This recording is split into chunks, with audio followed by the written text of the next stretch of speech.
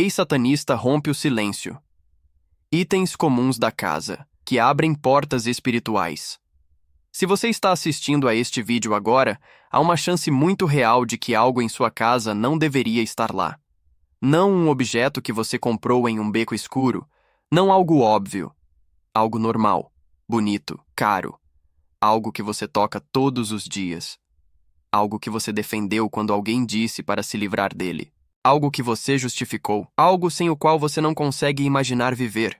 Perfume, joias, roupas, decorações, música, livros, arte. Uma ex-satanista rompeu o silêncio, e o que ela revela explica por que tantos crentes oram, jejuam, repreendem demônios e ainda se sentem oprimidos em suas próprias casas. Por que casamentos entram em colapso sob tensão inexplicável? Por que crianças acordam gritando? Por que a paz evapora no momento em que você entra pela porta da frente? Por que suas orações parecem estar batendo em um teto? Por que o louvor parece vazio? Por que ler a Bíblia de repente parece impossível?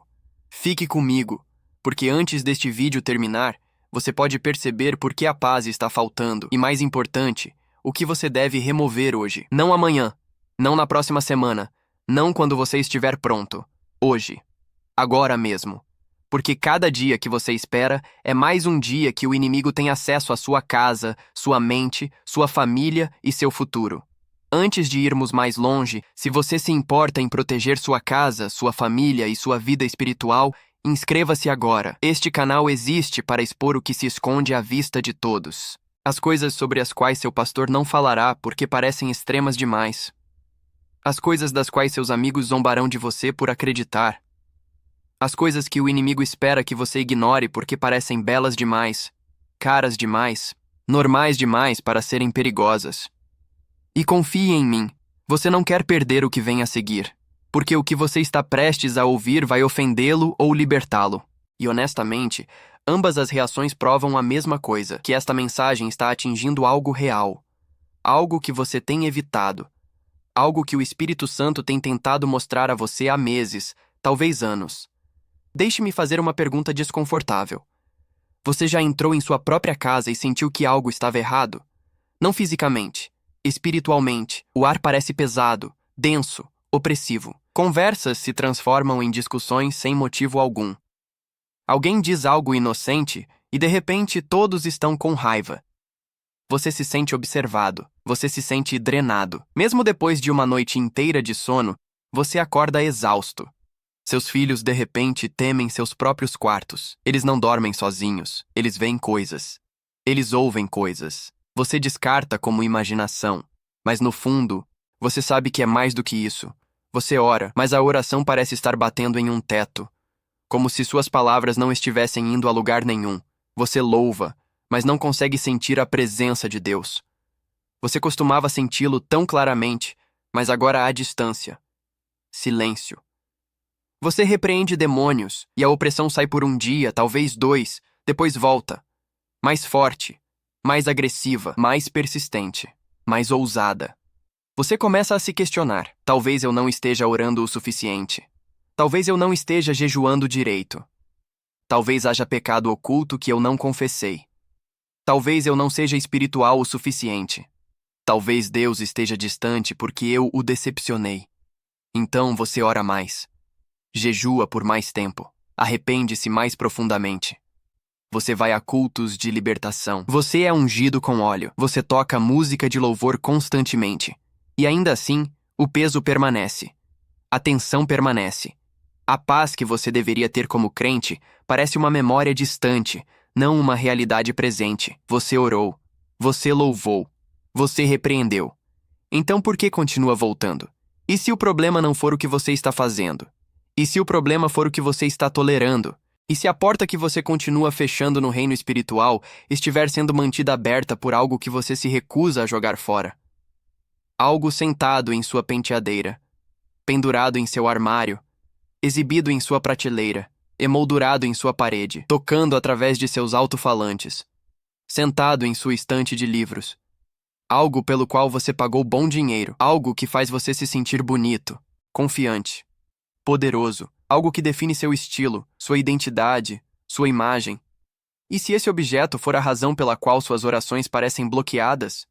E se essa única coisa que você está defendendo for a única coisa destruindo sua paz? No vídeo de hoje, uma ex-satanista, alguém que uma vez operou dentro de sistemas espirituais obscuros, que participou de rituais, que dedicou objetos a demônios, que treinou outros como amaldiçoar itens antes de chegarem ao público, revela como objetos comuns são intencionalmente projetados para atuar como pontos de acesso espiritual.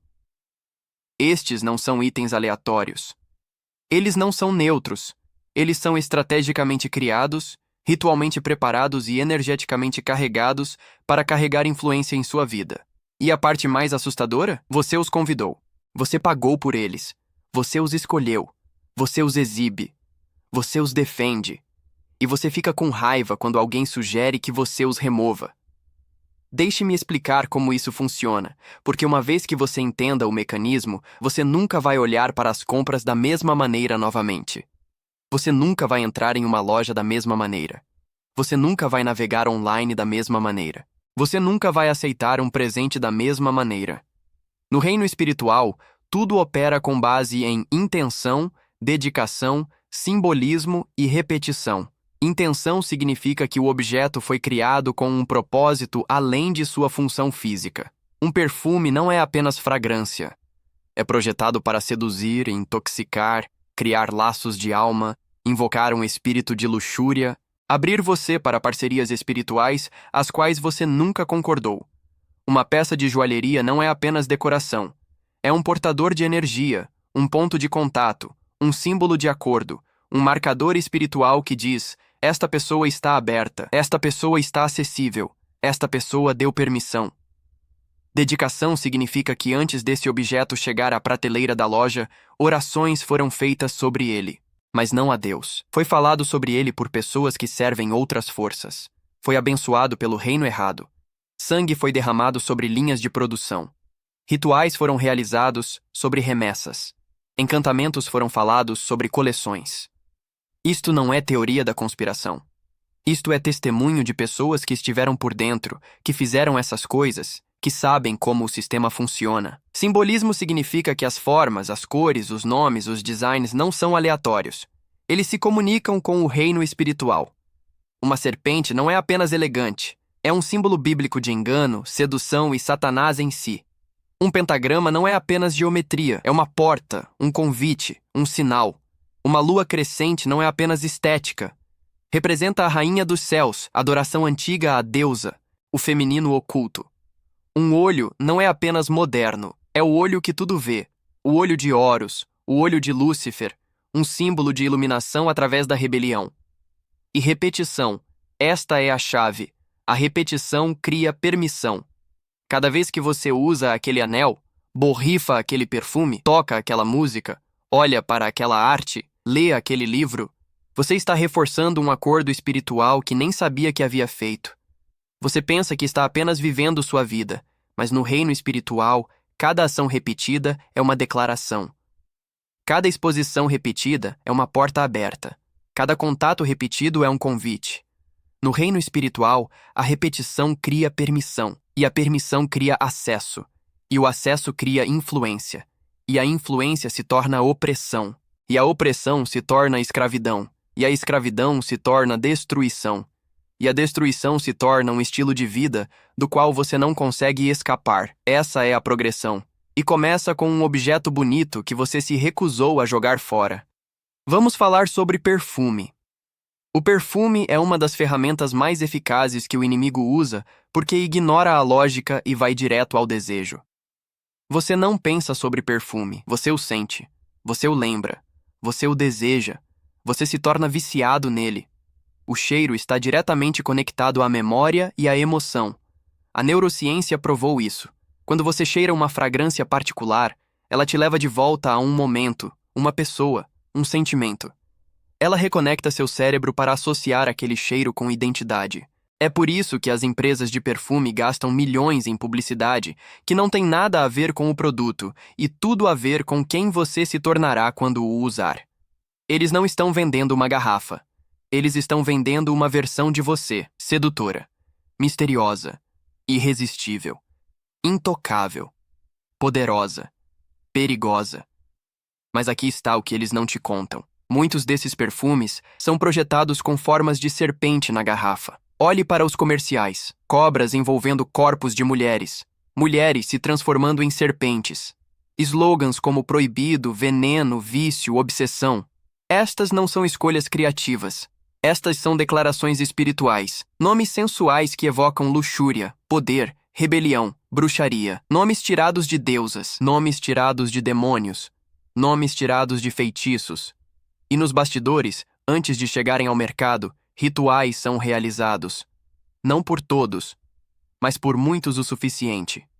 Existem indústrias inteiras construídas na interseção do luxo e do oculto. Moda, fragrância, joalheria, entretenimento, música, cinema. Essas indústrias não são espiritualmente neutras. Elas são campos de batalha. E os produtos que elas criam carregam essa energia. Elas carregam essa intenção. Elas carregam essa dedicação. Agora, preciso ser muito claro. O perigo não é o cheiro. As moléculas de fragrância não são demoníacas. A química não é má. O perigo é a que o objeto foi dedicado antes de chegar à prateleira. O perigo é a intenção por trás dele. O perigo é o ritual que foi realizado sobre ele. O perigo é o uso repetido de algo que foi espiritualmente preparado para criar apego, obsessão e influência no nível da alma. Uma mulher compartilhou seu testemunho e isso me abalou. Ela tinha um perfume que amava, caro, marca de grife, garrafa bonita em forma de corpo de mulher. Toda vez que o usava, sentia-se poderosa, confiante, sexy, imparável. Mas ela notou algo perturbador. Toda vez que o usava, seu marido se tornava distante, frio, desinteressado. Ele não a tocava, não olhava para ela. Eles discutiam. Ele se retraía. Ela não conseguia entender por quê. Ela pensou que talvez ele estivesse traindo. Talvez ele não a achasse mais atraente. Talvez o casamento deles tivesse acabado. Então, uma noite, o Espírito Santo a acordou às 3 da manhã e disse para ela jogar o perfume fora. Ela resistiu. Ela tinha acabado de comprá-lo. Custou mais de $150. Ela justificou. É só perfume. Não é tão sério. Estou sendo paranoica. Estou sendo legalista. Estou exagerando. Mas a convicção não saía. Parecia uma mão pressionando seu peito. Ela não conseguia respirar. Ela não conseguia dormir. Finalmente, ela obedeceu. Ela saiu da cama, foi ao banheiro, pegou a garrafa, saiu de pijama e a esmagou no concreto. No momento em que se despedaçou, ela sentiu um peso sair de seu peito. Literalmente. Ela pôde respirar novamente. Naquela mesma noite, seu marido acordou de repente e desceu as escadas. Ele a encontrou do lado de fora e disse: "O que acabou de acontecer? Eu tive um sonho de que algo estava te sufocando." E então soltou. Eles oraram juntos pela primeira vez em meses. Ele a segurou. Ele chorou. Ele disse: "Eu não sei o que estava errado comigo, mas sinto que posso te ver de novo." Eles renovaram seus votos 6 meses depois. Isso não é coincidência. Isso é um acordo cortado. Se isso já está abrindo seus olhos, inscreva-se agora. O que você não sabe não pode te proteger, mas o que você aprende aqui pode. E compartilhe isso com alguém que precisa ouvir. Marque-os. Envie-lhes o link. Porque o inimigo não quer que esta mensagem se espalhe. Ele quer que você pense que estou sendo extremo, paranoico, legalista, religioso, controlador. Mas as pessoas que experimentaram liberdade depois de remover esses objetos, elas dirão que isso não é extremo, é bíblico. É necessário. É o rompimento pelo qual elas têm orado. Vamos falar sobre joias. Joias são diferentes. Joias ficam no seu corpo, tocam sua pele, estão com você constantemente, tornam-se parte de você. Anéis, colares, pulseiras, brincos, tornozeleiras, piercings no nariz, piercings no umbigo. E aqui está o que torna as joias tão espiritualmente significativas. Elas são pessoais. Estão presas. Tornam-se parte de sua identidade. As pessoas notam quando você não as está usando. Você se sente nu sem elas. Você se sente incompleto.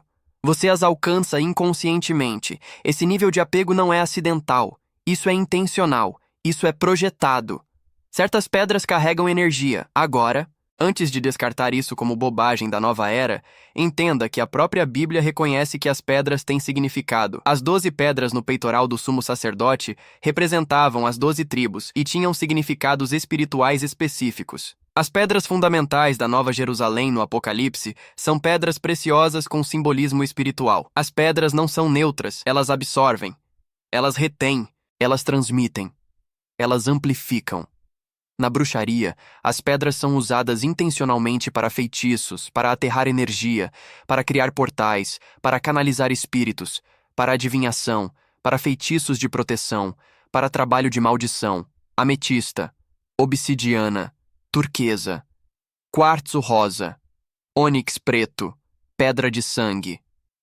Estas não são apenas pedras bonitas, são ferramentas em práticas ocultas. E quando você usa joias embutidas com essas pedras, especialmente se foram dedicadas, carregadas, oradas ou usadas em rituais antes de você comprá-las, você está carregando essa energia em seu corpo. Você está usando um transmissor espiritual. Um homem compartilhou que sua esposa tinha um anel com uma pedra azul clara. Bonito, elegante, caro, um presente de um parente, ela o usava todos os dias. Mas toda vez que o colocava, sentia-se ansiosa, inquieta, irritável. Ela não conseguia explicar, mas algo em seu espírito gritava para tirá-lo. Ela o tirava por algumas horas e a paz retornava. Ela o colocava de volta e a ansiedade voltava. Ela ignorou isso por meses porque era um presente e ela não queria ofender a pessoa que o deu. Então, um dia, ela conheceu uma mulher na igreja que havia estado profundamente envolvida em bruxaria antes de ser salva. Esta mulher tinha sido uma alta sacerdotisa. Ela havia dedicado objetos. Ela havia amaldiçoado pessoas. Ela havia lançado feitiços. No momento em que viu o anel, seu rosto ficou pálido. Ela puxou a esposa de lado e disse: "Preciso te contar algo, e por favor não pense que estou louca. Essa pedra em sua mão é usada em rituais de amarração. Nós usávamos pedras exatamente como essa para criar laços de alma, para amarrar pessoas a espíritos, para abri-las à opressão. Meu coração parou quando vi em você." A esposa foi para casa, tirou o anel e nunca mais o usou. Ela não o vendeu. Ela não o devolveu. Ela não o doou. Ela o destruiu. Ela pegou um martelo e esmagou a pedra em pó. Em dias, a ansiedade havia desaparecido completamente. A inquietação havia sumido. A irritabilidade havia sumido. A opressão havia sumido. Seu marido disse: "Tenho minha esposa de volta." O Espírito Santo sempre avisará antes que o mal se manifeste. Sempre. O problema é que fomos treinados para ignorar o discernimento. Nós o chamamos de ansiedade. Nós o chamamos de paranoia. Nós o chamamos de pensar demais. Nós o chamamos de ser sensível demais. Nós o chamamos de extremismo religioso. Mas e se não for? E se aquele sentimento desconfortável que você tem em torno de certos objetos for Deus tentando te proteger? E se aquele impulso repentino de jogar algo fora não for desperdício, for obediência? E se aquela convicção que você continua ignorando for o Espírito Santo destacando a própria coisa que está bloqueando sua vitória? Aqui está uma pergunta que preciso que você responda honestamente. Há algo em sua casa agora que te deixa desconfortável, mas você não se livrará dele? Você sabe exatamente do que estou falando. No momento em que eu disse isso, veio à sua mente aquele objeto, aquele presente, aquela compra, aquela decoração, aquela peça de roupa. Você se sente inquieto em torno dele, mas justifica mantê-lo. Foi caro. Foi um presente. É bonito demais para jogar fora. As pessoas vão pensar que sou louco. Não quero ser desperdiçador. Deixe-me te dizer algo. O inimigo está usando sua lógica para te manter em escravidão. Ele está usando seu orgulho para manter a porta aberta. Ele está usando seu medo de parecer extremo para prevenir sua liberdade. E cada dia que você mantém aquele objeto, você está escolhendo-o em vez da paz. Você está escolhendo-o em vez da presença de Deus. Você está escolhendo-o em vez da liberdade espiritual. Aqui está a parte que a maioria das pessoas perde. Esses objetos funcionam porque a beleza diminui a suspeita. Se algo parece mal, ninguém o compraria. Ninguém vai usar um colar em forma de demônio. Ninguém vai borrifar perfume chamado sedução de Satanás. Ninguém vai pendurar uma pintura do inferno em sua sala de estar. Mas uma cobra? Elegante, sofisticada, alta moda. Um pentagrama? Moderno. Rebelde. Rock and roll. Um olho? Fashionable. Artístico. De grife. Uma caveira? Legal. Rebelde. Ousado. A escuridão sobrevive melhor quando parece inofensiva, quando parece cara, quando parece desejável, quando parece exclusiva. Essa é a estratégia. Torne-a bonita e as pessoas a defenderão. Torne-a cara e as pessoas se sentirão desperdiçadoras ao jogá-la fora. Torne-a popular e as pessoas zombarão de qualquer um que a questione. Torne-a um presente e as pessoas se sentirão culpadas ao rejeitá-la. É por isso que a Bíblia nos adverte a não nos conformarmos aos padrões deste mundo. Porque os padrões deste mundo são projetados para normalizar o que deveria nos alarmar. Símbolos que representam rebelião agora estão em roupas infantis. Música que glorifica a escuridão agora é considerada arte. Práticas que a Bíblia chama de detestáveis agora são chamadas de autocuidado, manifestação, empoderamento. E objetos que abrem portas espirituais agora são chamados de moda, cultura, expressão. Deixe-me te levar mais fundo. Há um objeto que quase todo mundo tem, e é aquele que as pessoas mais resistem em jogar fora. Roupas. Especificamente, roupas com símbolos ocultos, marcas ligadas a figuras ocultas, ou roupas compradas de lugares conhecidos por suas práticas espirituais obscuras. Você acha que estou sendo extremo? Deixe-me te contar o que uma ex-bruxa revelou. Ela disse que em certas casas de moda de alta costura, antes que as coleções sejam lançadas, rituais são realizados sobre as roupas. Os designers dedicam a linha. Eles falam encantamentos sobre as peças. Eles convidam espíritos para se anexarem ao tecido. Eles as infundem com intenção. Por quê? Porque eles entendem o que a maioria dos cristãos ignora, que o que você veste influencia como você se sente, como você pensa, como você é percebido e como você é espiritualmente alvo. Havia uma jovem mulher, uma crente, forte em sua fé, que comprou uma jaqueta de uma marca popular. Era rebelde, escura, coberta de símbolos que ela não reconhecia, zíperes em forma de cruzes invertidas, patches com pentagramas, uma cobra bordada nas costas. Ela a amava. Fazia ela se sentir confiante, poderosa, diferente. Ela a usava em todos os lugares, na igreja, no trabalho, no seu pequeno grupo. Mas ela notou algo perturbador. Toda vez que usava aquela jaqueta, sentia-se irritada, irritável, rebelde. Ela brigava com sua família sem motivo algum. Ela tinha pensamentos sombrios, pensamentos de acabar com sua vida. Pensamentos de se machucar, pensamentos que não pareciam dela, pensamentos que pareciam estranhos, invasivos, violentos. Ela tirava a jaqueta e os pensamentos diminuíam. Ela a colocava de volta e eles retornavam. Ela finalmente contou ao seu pastor de jovens, e ele disse: "Deixe-me ver a jaqueta." Quando ela a mostrou, o rosto dele ficou pálido. Ele não disse nada no início. Ele apenas a encarou. Então ele disse: "Esses símbolos são usados em rituais satânicos. Este desenho de cobra é idêntico a um usado em uma maldição que já vi antes." "Onde você comprou isso?" Ela contou.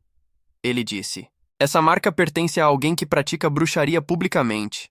Ela foi para casa, jogou a jaqueta no lixo, jogou água sanitária nela para que ninguém a pegasse, e no dia seguinte, aqueles pensamentos haviam desaparecido completamente. Completamente. Ela disse que foi como se uma névoa se levantasse, como se ela pudesse pensar claramente pela primeira vez em meses. Isso não é doença mental, isso é guerra espiritual, e o campo de batalha é seu guarda-roupa. Agora, deixe-me falar sobre algo que a maioria dos pastores não tocará.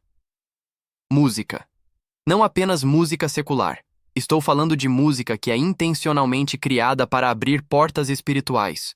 Música com mascaramento reverso. Música com mensagens subliminares. Música onde os artistas admitem abertamente que venderam suas almas. Música onde as letras glorificam demônios, promovem rebelião, celebram pecado e zombam de Deus. Você diz: "Eu não ouço as letras. Eu só gosto da batida." Deixe-me te dizer algo. Seu espírito ouve o que sua mente ignora. O inimigo não precisa do seu acordo consciente, ele só precisa de exposição repetida. Toda vez que você toca aquela música, você está convidando aquele espírito para seu espaço. Toda vez que você canta aquelas letras, mesmo distraidamente, você está fazendo declarações sobre sua vida. Havia um homem que amava um rapper particular. Ele tocava sua música constantemente. No carro, na academia, enquanto trabalhava. Ele disse que a música o motivava. Fazia ele se sentir poderoso. Mas ele começou a notar que toda vez que a tocava, sentia raiva. Raiva incontrolável. Ele queria brigar com alguém. Ele fantasiava sobre violência. Ele sentia uma escuridão vir sobre ele. Um dia, ele estava tocando o álbum, e sua filha pequena entrou na sala e disse: "Papai, por que você escuta o homem que fala com os anjos escuros?" Ele parou a música. Ele disse: "O que você quer dizer?" Ela disse: "Quando você toca as músicas dele, eu vejo anjos escuros em pé ao seu redor. Eles estão sussurrando para você." Ele nunca mais tocou aquela música. Ele deletou cada canção, cada álbum, cada playlist. E ele disse que em uma semana, a raiva havia desaparecido completamente. As crianças veem o que os adultos aprenderam a ignorar. Se seu filho tem medo de algo que você acha inofensivo, ouça-os. Seus espíritos ainda são sensíveis. Eles ainda não foram dessensibilizados. Deixe-me confrontá-lo ainda mais diretamente, porque alguns de vocês ainda estão fazendo desculpas. Você ainda está justificando. Você ainda está defendendo a própria coisa que está te destruindo. Então deixe-me perguntar isso. Se um objeto em sua casa está te deixando espiritualmente desconfortável e o Espírito Santo está te dizendo para removê-lo, por que você está argumentando? Por que você está negociando? Por que você está racionalizando? É porque foi caro, então você valoriza dinheiro mais do que paz. É porque foi um presente? Então você valoriza os sentimentos das pessoas mais do que a presença de Deus. É porque as pessoas vão achar que você é extremo? Então você valoriza a reputação mais do que liberdade. É porque você simplesmente gosta. Então você valoriza a preferência mais do que obediência. Você vê o que está acontecendo? O inimigo está usando seus apegos para te manter em escravidão. E você está deixando. Você está escolhendo o objeto em vez da liberdade. Você está escolhendo a coisa em vez da vitória. Você está escolhendo o presente em vez da paz de Deus. Se você está percebendo que algo precisa ir, escreva isso nos comentários agora. Vou remover isso hoje. Não vou pensar sobre isso. Não talvez. Não eventualmente. Vou remover isso hoje, porque declarar isso torna real. Torna um compromisso. Quebra o poder da procrastinação. E quando você remover aquele objeto, quero que você volte a este vídeo e testemunhe. Conte-nos o que aconteceu. Conte-nos o que se levantou. Conte-nos o que mudou. Porque seu testemunho libertará outra pessoa. Deixe-me fundamentar isso nas Escrituras, porque isso não é novo. Isso não é marginal. Isso não é extremo. Isso é bíblico. Em Atos capítulo 19, versículo 19 diz: "E muitos dos que haviam praticado artes mágicas trouxeram seus livros juntos e os queimaram à vista de todos. E contaram o valor deles e descobriram que chegava a 50.000 moedas de prata." Pense sobre isso. 50.000 moedas de prata. Na moeda de hoje, isso é centenas de milhares de dólares. Isso não é troco. Isso é poupança de vida. Isso é riqueza geracional. Isso é tudo o que eles possuíam e eles queimaram. Publicamente. Intencionalmente, irreversivelmente. Eles não venderam os livros para recuperar suas perdas. Eles não os doaram para uma biblioteca. Eles não disseram, bem, outra pessoa poderia usar isso. Eles não disseram, deixe-me apenas orar sobre eles e eles ficarão bem. Eles os destruíram. Por quê? Porque eles entenderam que alguns objetos não podem ser redimidos. Algumas coisas não podem ser limpas. Algumas coisas devem ser removidas, não reaproveitadas. Note o que eles não fizeram. Eles não oraram sobre os livros. Eles não os ungiram com óleo. Eles não repreenderam os demônios anexados a eles e então os mantiveram na prateleira. Eles os queimaram, completamente, publicamente, com testemunhas, para que não houvesse tentação de voltar atrás, para que não houvesse maneira de recuperá-los, para que a quebra fosse total. E o que aconteceu a seguir? O versículo 20 diz: "Assim a palavra do Senhor continuou a crescer e prevalecer poderosamente. A liberdade veio quando os objetos foram removidos, não quando foram orados, não quando foram escondidos, não quando foram ignorados, removidos, destruídos, eliminados." No Antigo Testamento, Deus ordenou que os israelitas destruíssem os ídolos das nações que conquistaram, não para mantê-los como troféus, não para derretê-los e usar os materiais para outra coisa, não para vendê-los e usar o lucro para o ministério, destruí-los.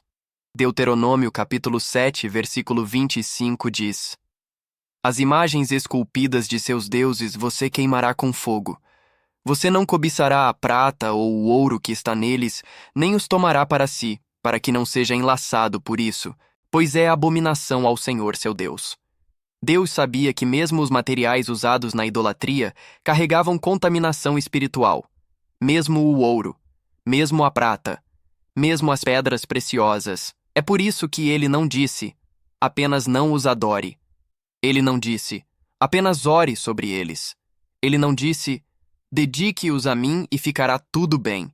Ele disse, destrua-os. Nem sequer guarde o ouro. Não toque neles. Não os deseje. Queime-os, quebre-os, elimine-os. Isso nos diz algo crítico. Nem tudo pode ser limpo. Nem tudo pode ser consagrado. Nem tudo pode ser redimido. Algumas coisas devem ser cortadas.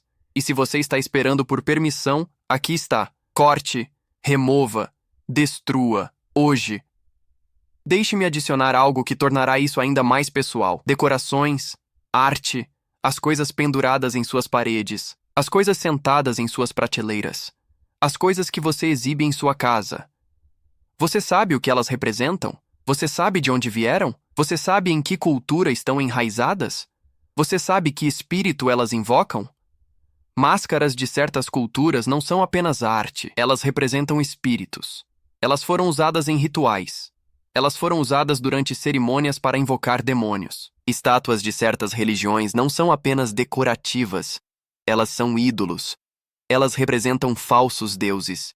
Pinturas com certas imagens não são apenas estéticas, elas carregam significado espiritual. Uma imagem de uma mulher nua não é apenas arte, convida um espírito de luxúria. Uma imagem de morte, caveiras, escuridão, não é apenas rebelde. Convida um espírito de morte. Uma família compartilhou que comprou uma bela máscara de madeira durante as férias. Arte africana.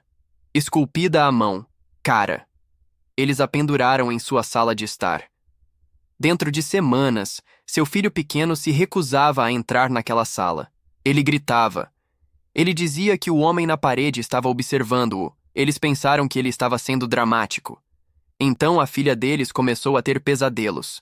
Depois os pais começaram a discutir constantemente. Discussões explosivas sobre nada. Finalmente, um pastor visitante entrou em sua casa, viu a máscara e disse: Isso precisa ir. Eles resistiram. Foi cara. Foi uma lembrança. Foi apenas arte. Ele disse: Estou te dizendo como alguém que fez libertação por 20 anos. Aquela máscara é uma porta. Eles atiraram naquela noite e a queimaram. O filho deles entrou na sala de estar no dia seguinte e disse: O homem se foi. Isso não é superstição. Isso é realidade espiritual. Aqui está o que você precisa fazer agora. Primeiro, peça ao Espírito Santo para revelar o que não pertence. Pare de presumir. Pare de adivinhar.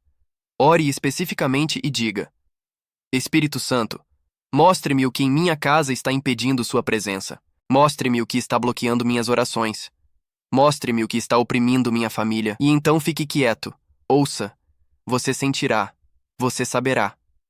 Um objeto específico virá à mente. Não ignore. Não racionalize. Não descarte.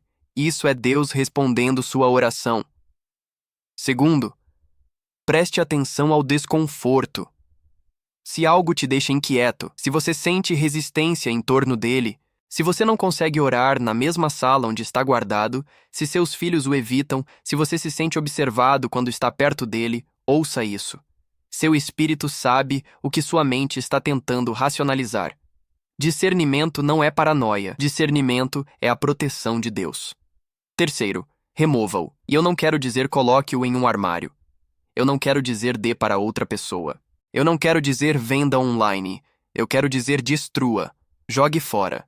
Queime se puder. Quebre. Derrame água sanitária nele. Certifique-se de que não pode ser usado novamente. Certifique-se de que você não pode recuperá-lo em um momento de fraqueza. Certifique-se de que ninguém mais será amaldiçoado por ele. E quarto, Declare que sua casa pertence a Deus. Caminhe por cada cômodo, toque cada parede. Diga em voz alta: esta casa é consagrada ao Senhor. Cada objeto nesta casa serve ao seu propósito ou não tem lugar aqui. Em nome de Jesus, fecho cada porta que inconscientemente abri.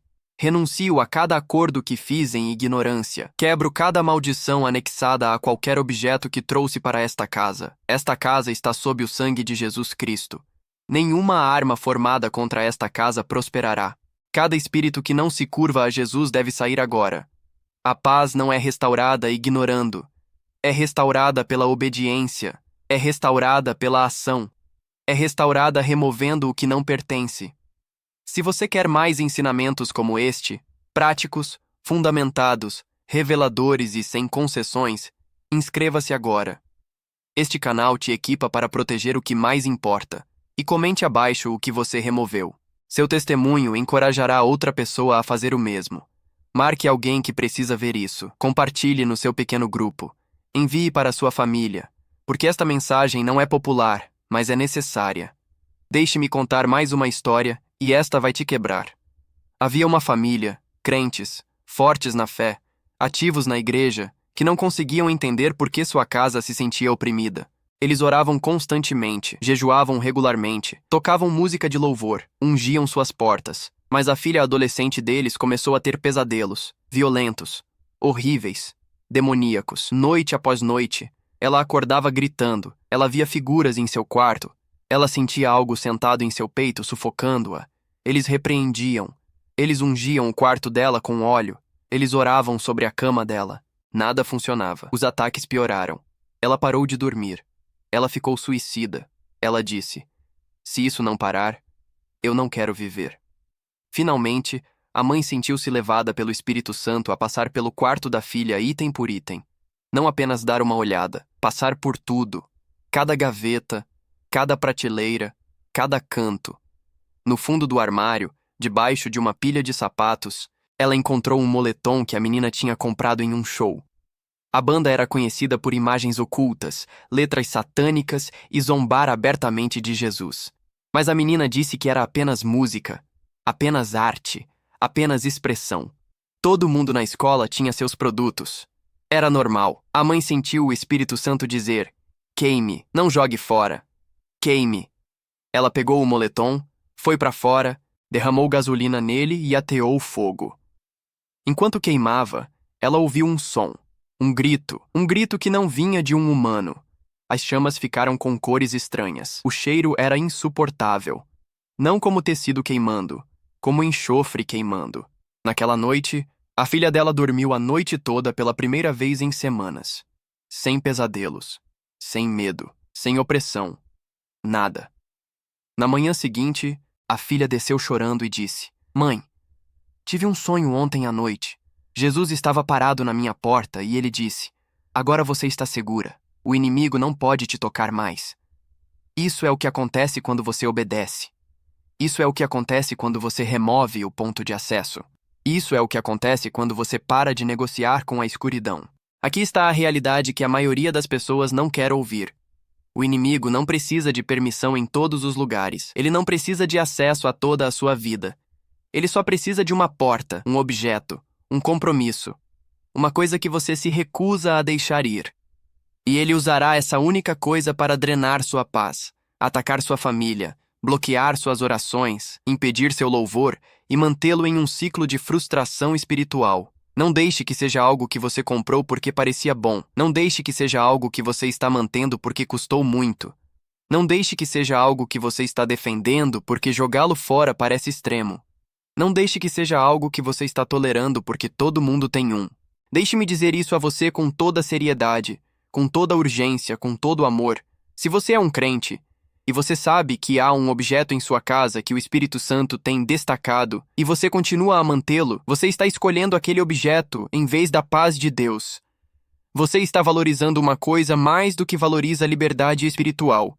Você está priorizando seu apego em vez da proteção de sua família. E não estou dizendo isso para condená-lo, não estou dizendo isso para envergonhá-lo, estou dizendo para acordá-lo, Porque o inimigo está contando com seu orgulho, sua lógica, seu apego, seu medo de parecer tolo para manter aquela porta aberta. E enquanto ela permanecer aberta, ele tem acesso. Enquanto permanecer em sua casa, ele tem base legal. Enquanto você o defender, você está em acordo com ele. Você não precisa de medo. Você não precisa se tornar obsessivo. Você não precisa jogar fora tudo em sua casa. Você não precisa viver em paranoia. Mas você precisa de discernimento. Você precisa de coragem para obedecer quando Deus diz remova isso. Você precisa de humildade para admitir que talvez, apenas talvez, você tem tolerado algo que tem roubado de você. Deixe-me ser ainda mais direto. Aqui estão os sinais de que um objeto em sua casa é uma porta espiritual. Ouça com atenção. Se você experimentar algum destes, preste atenção. Peso inexplicável em um cômodo específico. Discussões que escalam sem motivo quando você está perto do objeto. Dificuldade em orar ou ler a Bíblia naquele espaço. Pesadelos ou terrores noturnos, especialmente em crianças. Sentir-se observado ou sentir uma presença. Raiva, ansiedade ou depressão repentina quando você usa o objeto. Sintomas físicos como dores de cabeça, náusea ou exaustão que não tem causa médica. Um apego estranho ao objeto onde você sente que não pode deixá-lo ir. Defensividade ou raiva quando alguém sugere removê-lo. Uma sensação de desconforto ou convicção toda vez que você o vê. Se você está experimentando algum destes, isso não é coincidência. Isso não é imaginação. Isso é discernimento. Isso é o Espírito Santo te avisando. E você precisa agir. Deixe-me fechar com isso. Uma casa protegida não é construída apenas pela oração. A oração é poderosa. O louvor é poderoso. A palavra é poderosa. O jejum é poderoso. Mas se você está orando em uma casa cheia de objetos que se opõem a Deus, você está trabalhando contra si mesmo. Você está tentando construir com uma mão e derrubar com a outra. Você está convidando a presença de Deus enquanto tolera o acesso do inimigo. E isso nunca funcionará. Então aqui está o que quero que você faça. Depois que este vídeo terminar, caminhe pela sua casa. Não para ser paranoico. Não para ter medo. Não para ser supersticioso. Mas para ser intencional. Para ser obediente. Para ser minucioso. Pergunte ao Espírito Santo: há algo aqui que não te honra? Há algo aqui que está impedindo sua presença?